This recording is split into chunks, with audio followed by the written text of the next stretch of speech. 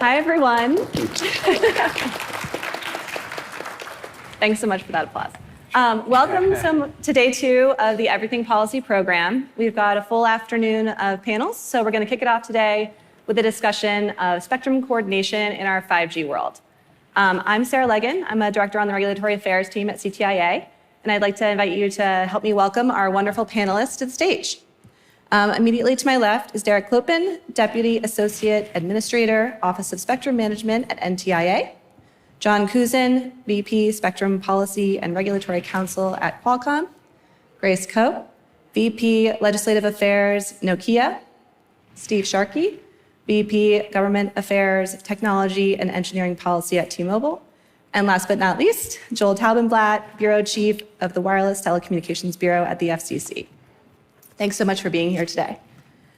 So yesterday, we heard a lot about the phenomenal benefits that 5G is bringing and the many use cases that are here today.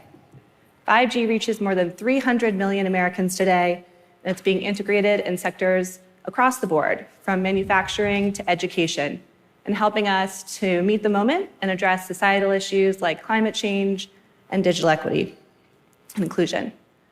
5G rollout and consumer adoption are sparking incredible increases in data use.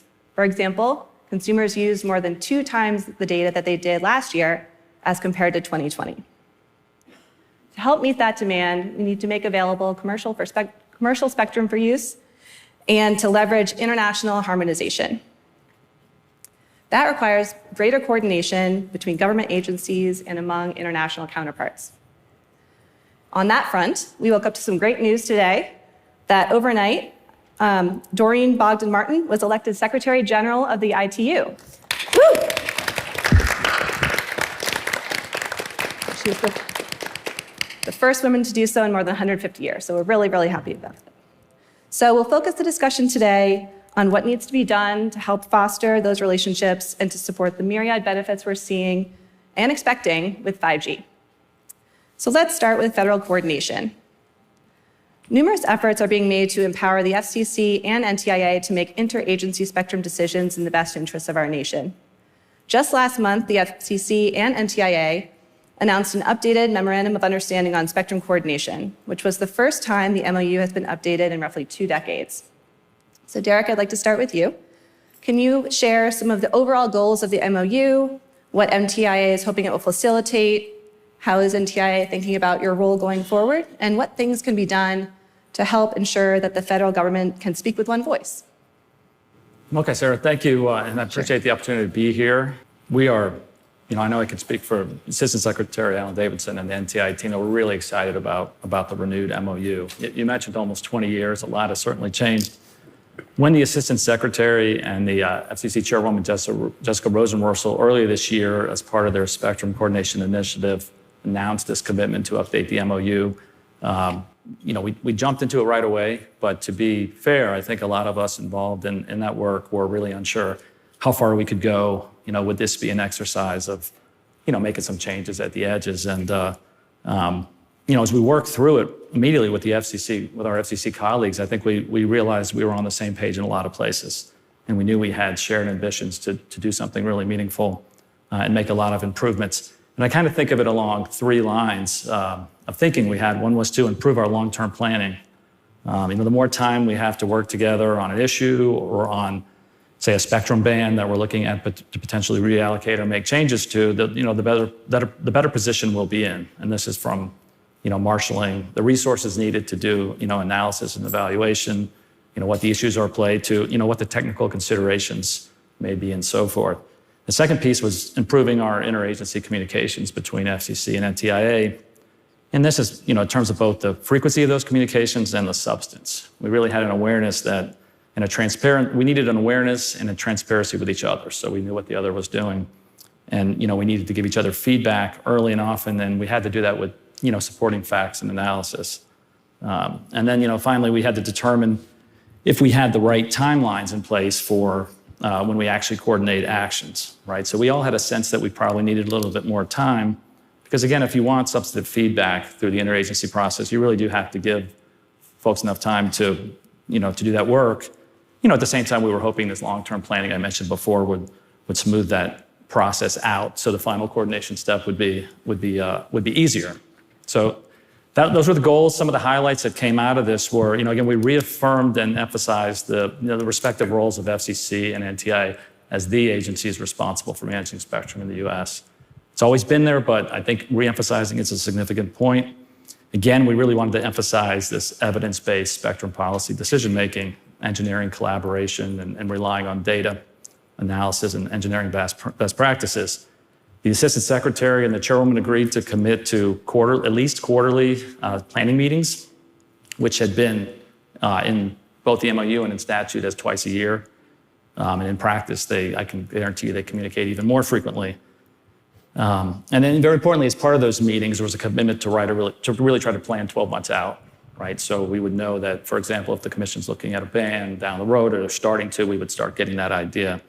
And then we also, along with that, had a commitment to staff level meetings, which had been sort of a vague, we'll meet regularly, to now we meet at least once a month. Again, very significant. We take the agenda from the planning meetings and dive a little further, talk about actual deadlines and timelines. And then for the actual formal coordination when we get there, we extended it from 15 business days to 20 days when we go through what we call our IRAC coordination process, which is significant because 20 business days really is, you're talking about a calendar month.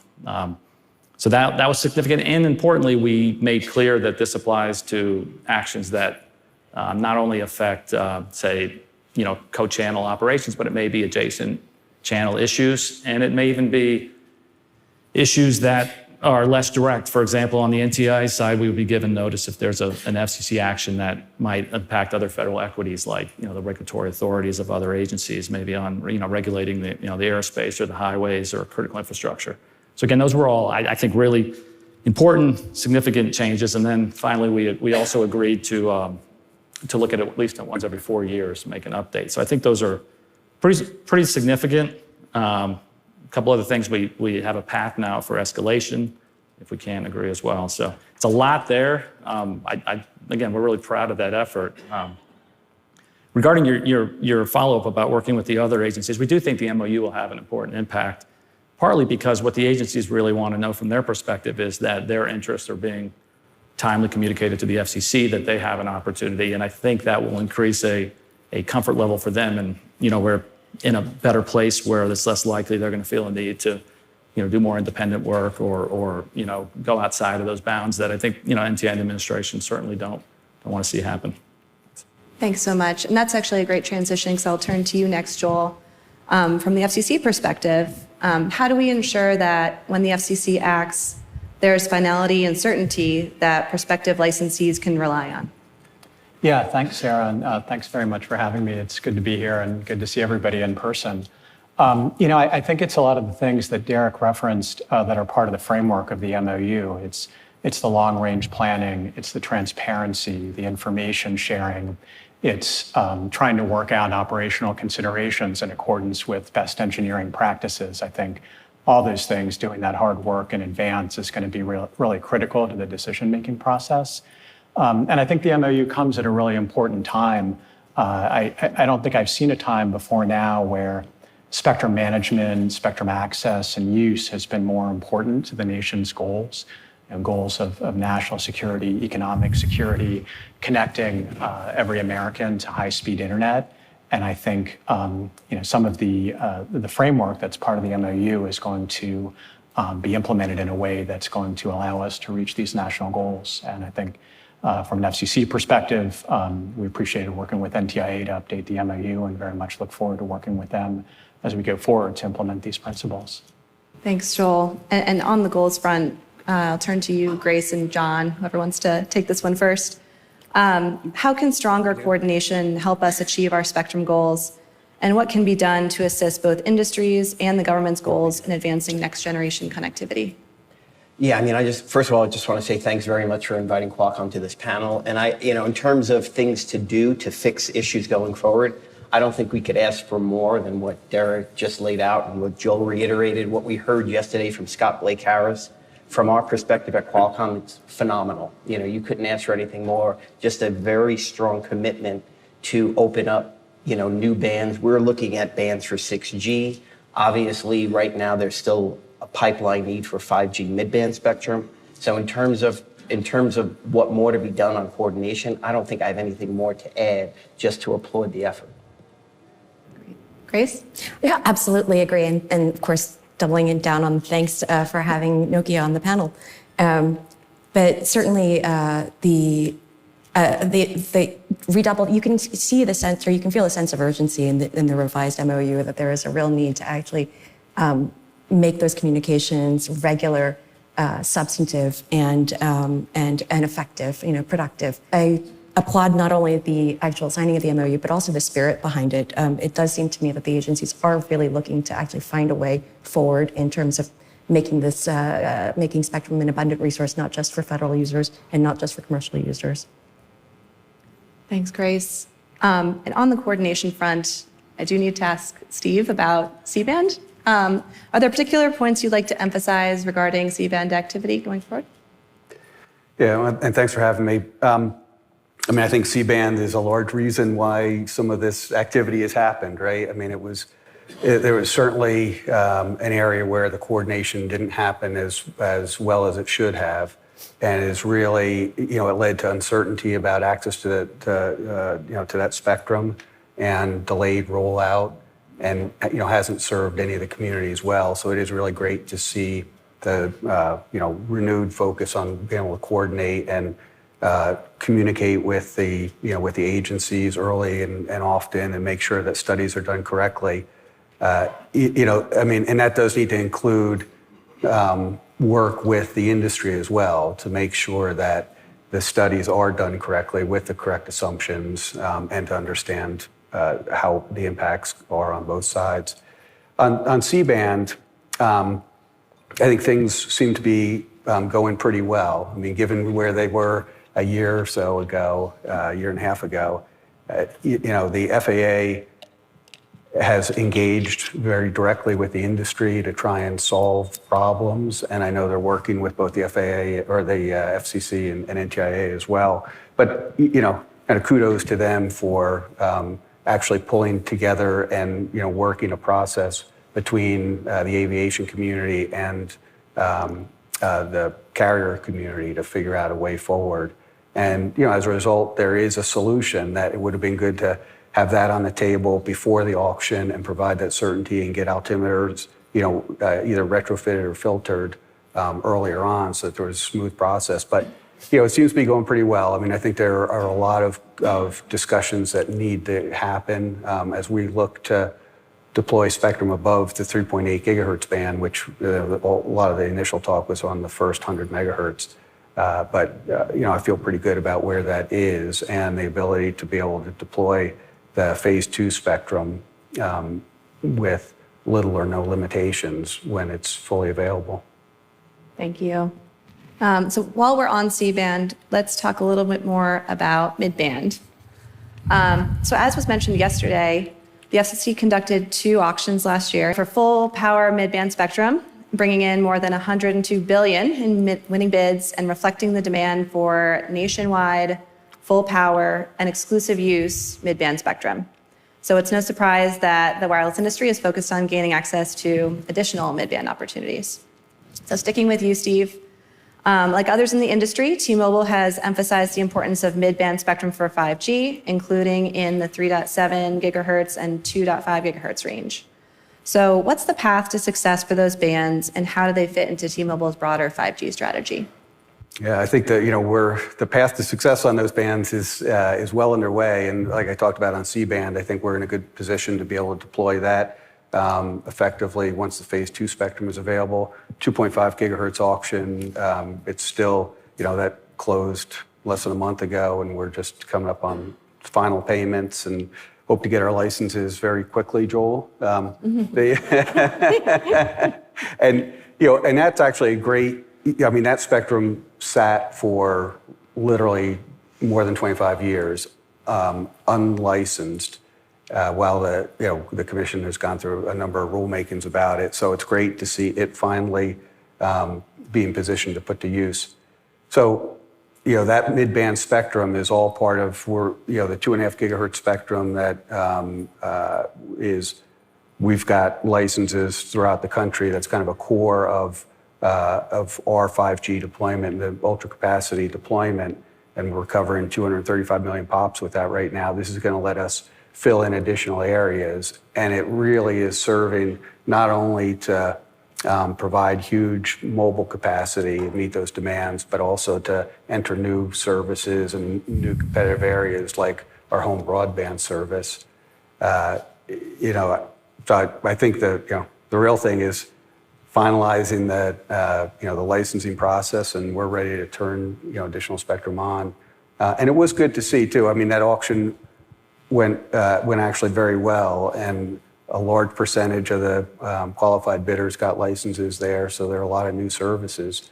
And I'll also give a shout out to the tribal licensing process that was done prior to the auction that has really positioned now those tribal communities to be able to fill in service areas and operate on operate their systems, and we look forward to supporting that as well. Great, thank you. So turning to the 3 gigahertz band, and Derek, I'm going to look to you. The 3 gigahertz band will be the backbone of wireless investment over the next few years, both domestically and internationally. We know DoD is currently conducting a congressionally mandated investigation of the 3.1 and 3.45 gigahertz range for potential non-federal use. Can you share with us a little bit about the timing and expectations for that band, including investigation for standard power and exclusive use? Sure, and to take it up a level first, we've heard loud and clear that mid-band spectrum is key to 5G and and other advanced wireless services. Which also includes, of course, next generation Wi-Fi. But as you mentioned, a lot's been accomplished really in just a few short years. I think we forget about that sometimes. Before this recent wave of activity over the last few years, I think CTIA and others would have said, we have this massive mid-band spectrum deficit. So, certainly the U.S. government's responded, but we know there's no rest for the weary, and we know the work's not done in 3 gigahertz alone, before we get to the rest of the mid-band. If we can get that lower portion right, we could be talking about 880 megahertz of contiguous spectrum, right? Now the rules aren't the same across all of it, but still you have a lot of spectrum there that would be available. So, we think making it usable to the commercial sector is the key, right? We want to make it as usable as feasible. We want to do it in a time frame that provides the U.S. the opportunity to stay ahead, or at a minimum, keep pace with other deployments around the world. At the same time, we don't want to downplay the critical incumbent uses of the band, right? We're talking about the lower 3, the 3.1, 3.45. You referenced a study there. So as many who are engaged in this effort know, the approach that Congress took here was a little bit different, right? So DoD was, given money and authorized to begin a study of the band.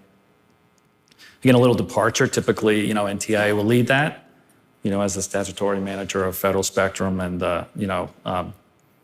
perform or at least lead those arrangements. So again, Congress took a bit of a different approach.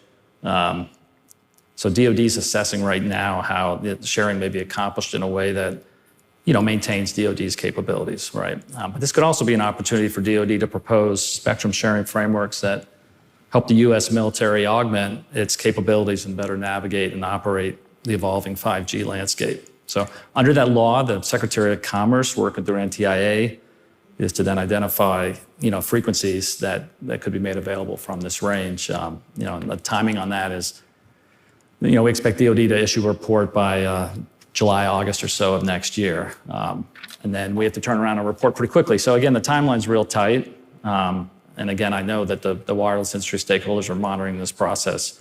DoD, as part of this, has established the PATH task group, which stands for, DoD loves their acronyms, right? Partnering on advanced, trusted, and holistic spectrum solutions. A real mouthful.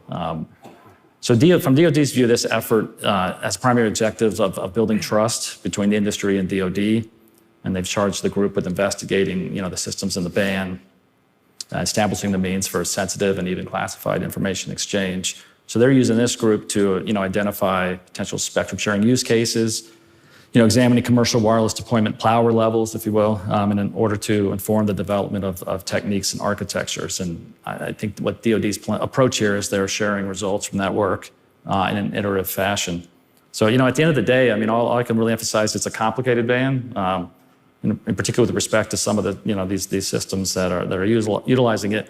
at this point, it's honestly kind of premature to speculate on exactly how that's going to come out, and when an auction might actually be possible. But again, I know it's a priority for us. We're engaged with DoD. We're certainly engaged with industry, and right now we're hoping for a good framework, but it's definitely a focus.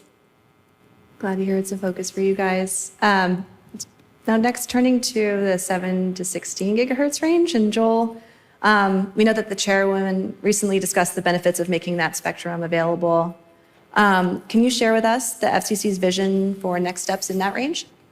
Sure, thank you. I think as we look ahead to new generations of wireless technology, it's important to look at how we can expand into viewing different bands for new uses. And 7 to 16 gigahertz is sort of a new frontier in taking a look for 6G. I think, historically, going back a lot of years, what once was considered mid-band might have been like PCS spectrum at 1.8 gigahertz.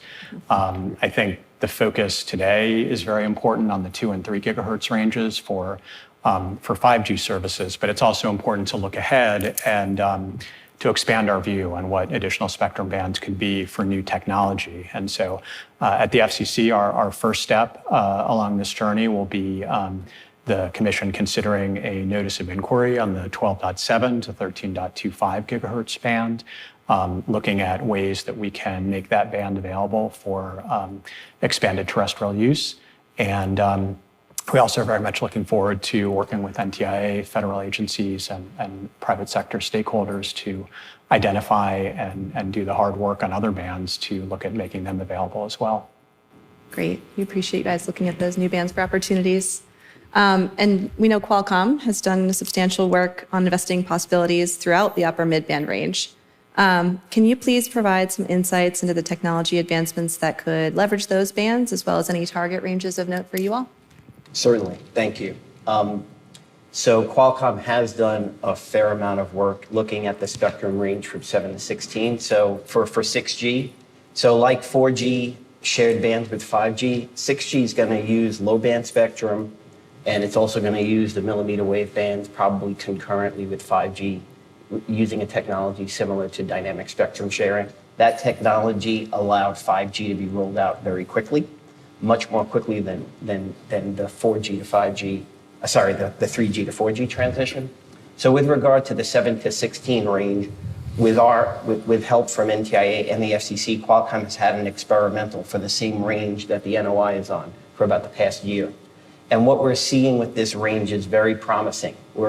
Because the frequency range is a little bit higher, we can actually put an order of magnitude higher number of antennas and provide essentially the same coverage as mid-band spectrum.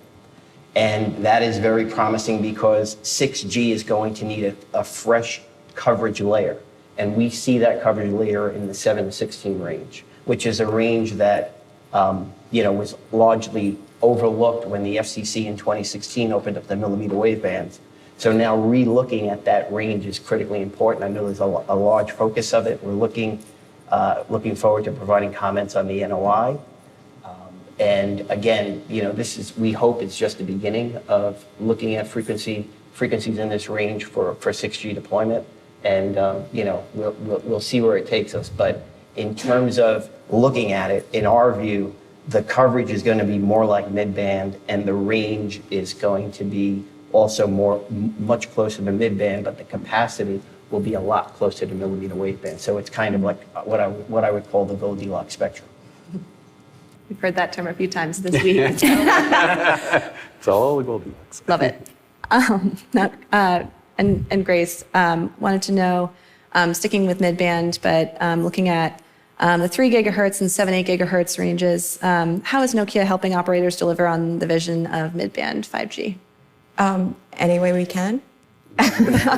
No, I think one of the things that Nokia has been particularly excellent at has been on the on coexistence studies. This is one of the things that we have done a lot of work in trying, for example, in the C-band. In this particular question is working out what can be, what power levels are necessary, what the actual modeling really looks like.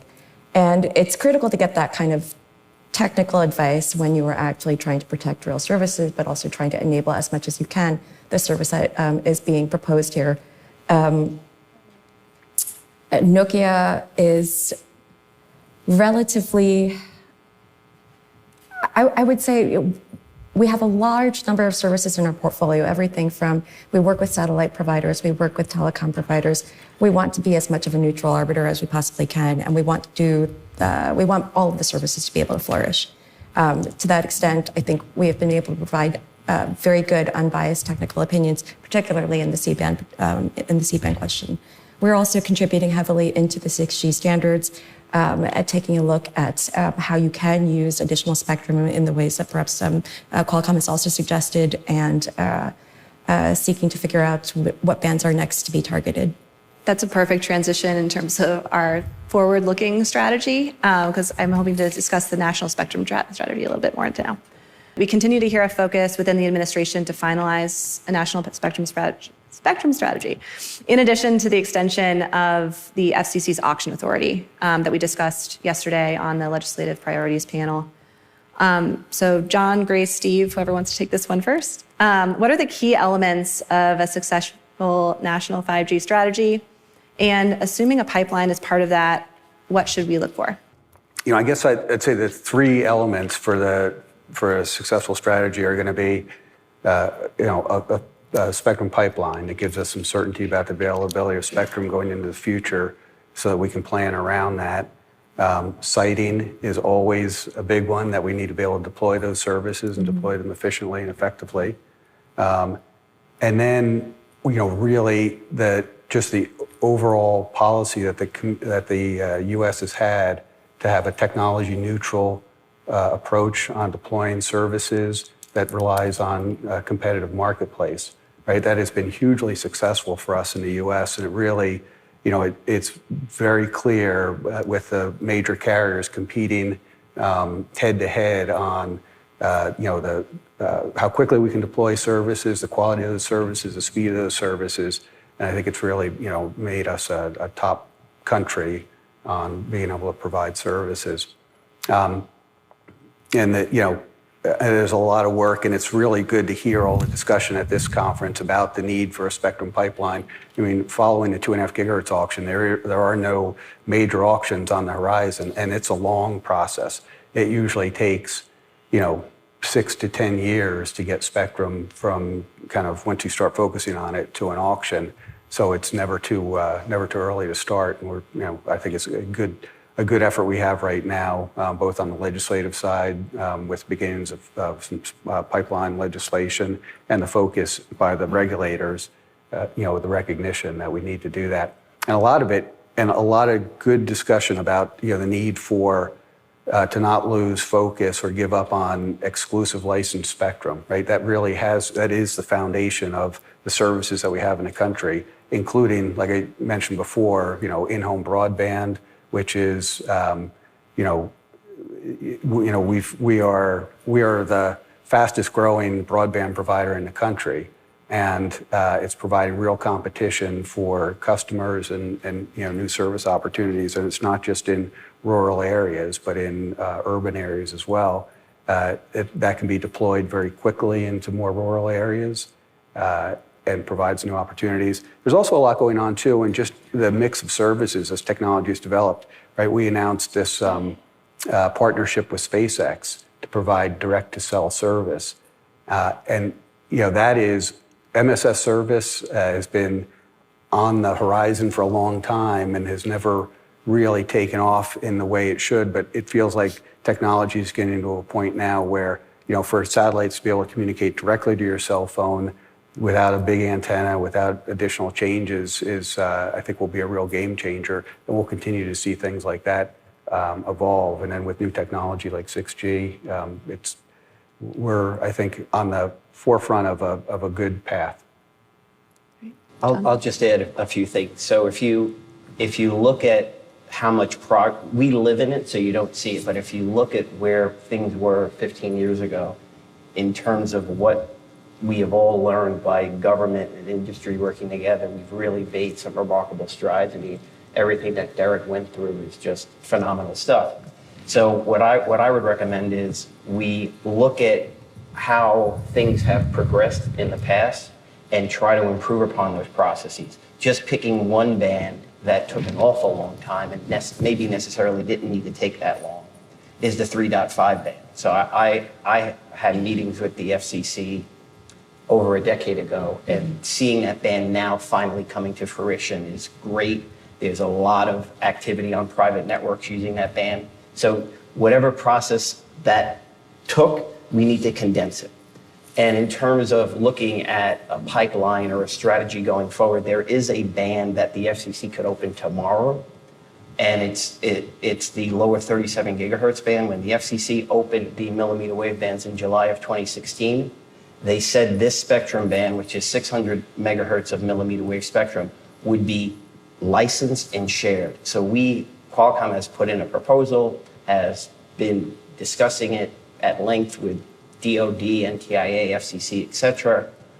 For those of you who want to learn more about it, if you type lower 37 gigahertz band, Qualcomm, and my last name, you will find a blog that goes through that. But like that is to us, it's just kind of sitting there. And as Qualcomm, we love all spectrum. So seeing this band sitting there when it could be put to use tomorrow, I hope that we see some activity there.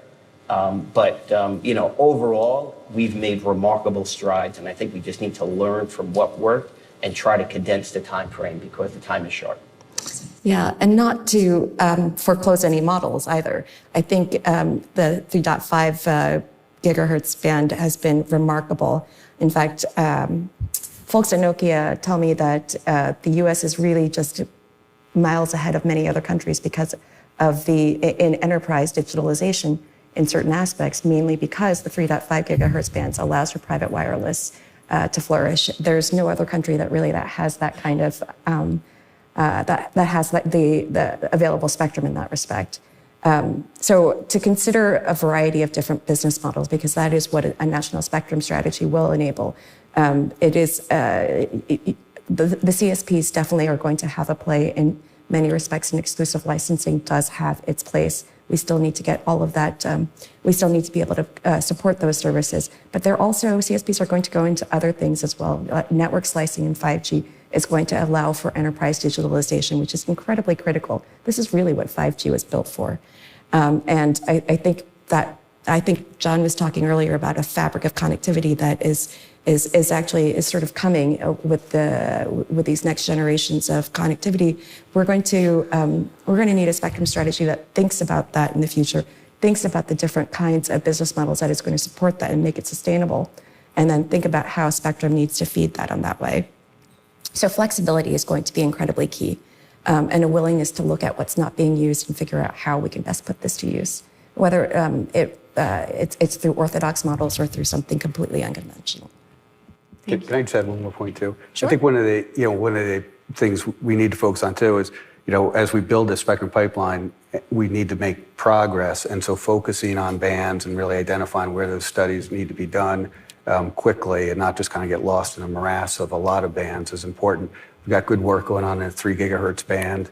But a lot of good comments yesterday about the need to focus on 4 gigahertz and 7, 8 gigahertz, which are, can fill real near-term needs as well as longer-term requirements.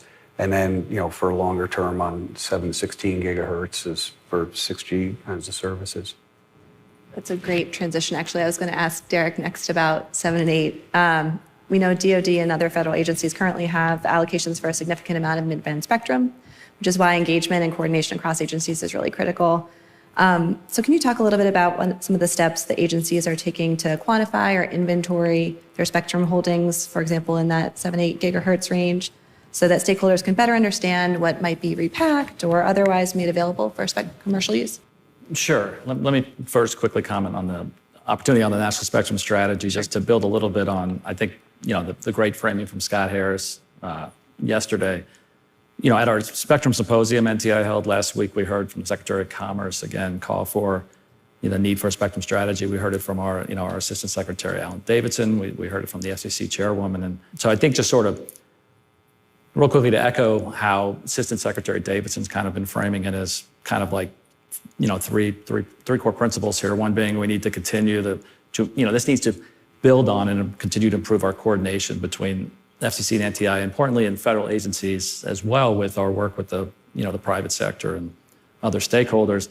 Two, we really need to promote new technology innovations. I think we've talked about some of those here today, and what are steps that a strategy can help facilitate some of that. And then third is this idea of prioritizing of making additional spectrum available, immediately in the mid-band, beginning with this this major push on 3.1 to 3.45, and then beyond that, building this pipeline, for commercial users and federal users have the spectrum they need now and into the future. And I think, we're really coalescing around that need.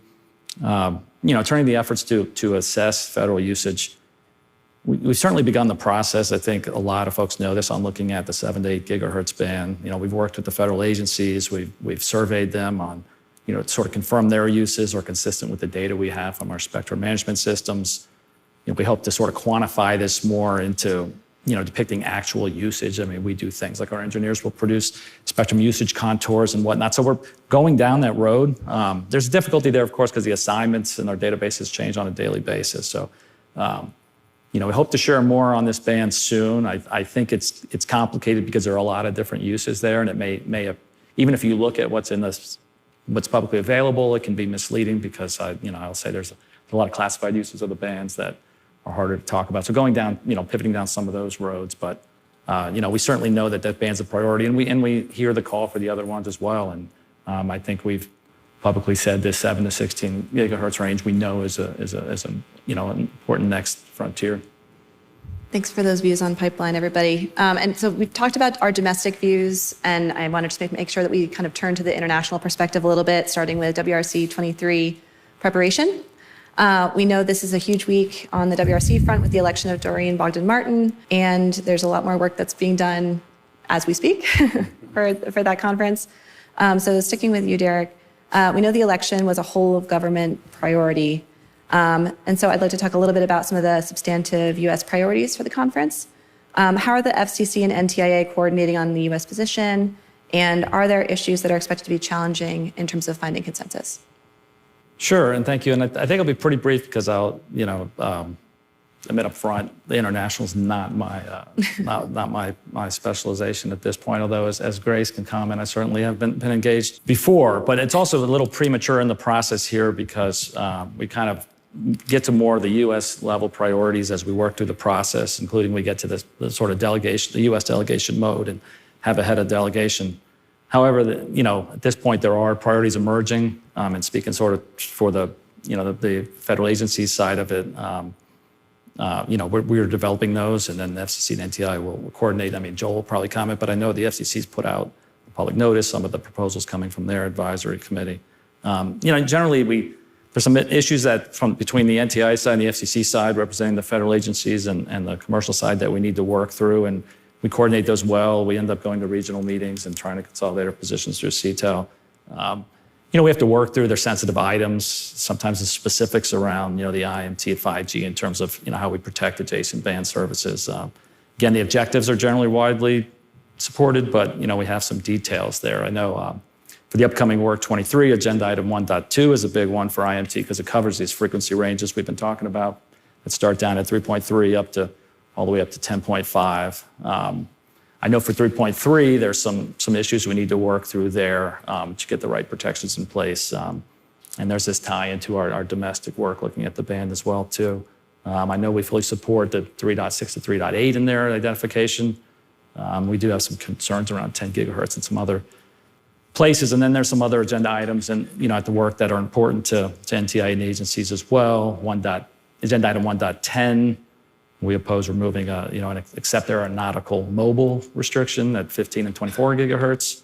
And then in 1.13 is agenda item where we support a secondary allocation for the Earth exploration satellite service at 14.8 to 15.35. So it was a little in the weeds, but again, we're a little early. The next year, it'll ramp up quickly, though. Thank you. So Grace, turning to you as a former U.S. ambassador to the ITU, can you share your perspectives on how the U.S. process might be improved, particularly in light of the updated FCC NTIA MOU? Sure. And Derek, it sounds like you're still involved in you still got the international in your portfolio. That was an impressive rattling off of the agenda items. I'm very positive about the NTIA FCC MOU in terms of coordination. It's critical that the two agencies are able to work smoothly together in actually coming together on U.S. positions. It's always really tricky, and it's going to be harder this time around because of the pandemic. A lot of the work on these questions are usually done in person at a variety of conferences or study group meetings, and without having that sort of in-person meeting, it's a lot of questions, a lot of technical questions have gone unanswered, a lot of political questions have gone unanswered, and it's going to be hard to actually drive consensus at the study groups to come up with actual answers. It's going to be hard for folks within the United States to actually come up with answers. So strong leadership, coordinated leadership from the FCC and NTIA is going to be absolutely critical. It's going to also be critical for the U.S. when they're coming up with their next future agenda items for Work 27, which is what they need to do as well. Where does the U.S. want to lead? And they're going to want to lead both in commercial services like 6G and 5G, but also in space science services. I'm hoping for productive dialogue and early dialogue, because these items, as Derek pointed out earlier when he was describing the MOU, the more time you actually have to spend with an issue, the more you're able to pull it apart and figure out how you can make it work to everybody's advantage, most people's advantage. Right. So, right. Yeah. Thank you. That's helpful perspective. And I do want to get Joel's perspective from the FCC point of view. I know the International Bureau typically leads the charge on WRC, but can you speak a little bit about how global harmonization and international 5G decisions influence the FCC's planning and priorities for this? Yeah, sure. My International Bureau colleagues have been busy in Bucharest this week. I think international spectrum harmonization is an important factor. It's important to the efficient utilization of spectrum, which is a scarce resource. It's important for facilitating economies of scale and networks across the world. 5G is a global service. It relies on cross-border roaming, international roaming, to provide consumer choices. And as important as it is, I think certainly the folks on this panel in the room know it is no easy task to achieve global spectrum harmonization. As Derek mentioned, the FCC is at work considering recommendations from stakeholders, coordinating them, and we'll continue to do that. We look forward to working with NTIA and with Department of State to formulate U.S. positions, and also working with our partners in the region to formulate regional positions as well. That's great. So we know there's a ton of work going on for 23, but looking ahead to WRC 27 is a huge piece of the puzzle. John, can I ask you about any early targets or anticipated issues your team's focused on? Yeah, I would say what we would hope will happen is at the 27 more that we have a better handle and know what bands within the 7 to 16 range would be open in time for 6G deployments later this decade. Mm-hmm. Thanks. So I know we're running close to our time, so I just want to wrap up with some perspectives, first from the government side and then from the industry side. From the government perspective, Joel or Derek, what are the most important steps needed to strengthen coordination between federal government entities going forward? I think it's really the hard work of long-range planning, issue spotting, information sharing, transparency, and having well-targeted incentives. And I think we're excited about the new MOU, and we're excited to work with NTIA to help fulfill that. Yeah, I couldn't agree more. I think we really are in the midst of strengthening this coordination. I think the bottom line is that it really requires a mix of procedures, agreements. We have the MOU. Typically, you sometimes get White House guidance in the form of memos or presidential memorandums and whatnot, but mixed with the leadership and the actual actions by the parties. And I say that because an agreement on paper is, at the end of the day, is only going to be as good as its execution. So right now I think we feel really great about people who are in the key roles to deliver what is best for the American people. Thanks, you both. So Steve, John, Grace, from your company's perspectives, what are the most important things that can be done to strengthen collaboration and coordination between spectrum policymakers and industry? I think a lot of the same things, right? I mean, it's really just engagement and communication and the opportunity to sit down and understand both sides. And I think on a lot of this on making spectrum available is really some clear direction from the administration, from the policy makers about what the goals are, and then let the engineers sit down in a room and work through the technical details. When they're given directions on where they should be going, they're usually pretty good about working it out. And as long as you've got engagement from all the parties, I think that's the way to move forward. Great. And not forgetting that there are a lot of parties at stake, right? I mean, you have to make sure that all of the stakeholders are involved so that we don't have something missed or you don't punt a decision because you can't get reactions from a stakeholder. Those things have to be bird-dogged and followed up on because if you allow a situation to go unresolved, it comes back to bite you later. But it is, and I absolutely agree on the White House involvement as well. That's also been very key when you get to particularly knotty spectrum issues. I think that sort of, making that sort of guidance more regular, more, I think, explicit would be helpful as well. Thanks. John? Yeah, when you're on a stage with 4 experts in wireless policy, you can actually say, I have nothing to add to that. It's all good. Well, thank you all so much for the great discussion today, and I'd like to have the audience help thank my panelists for a wonderful discussion, and I hope you enjoy the rest of the afternoon.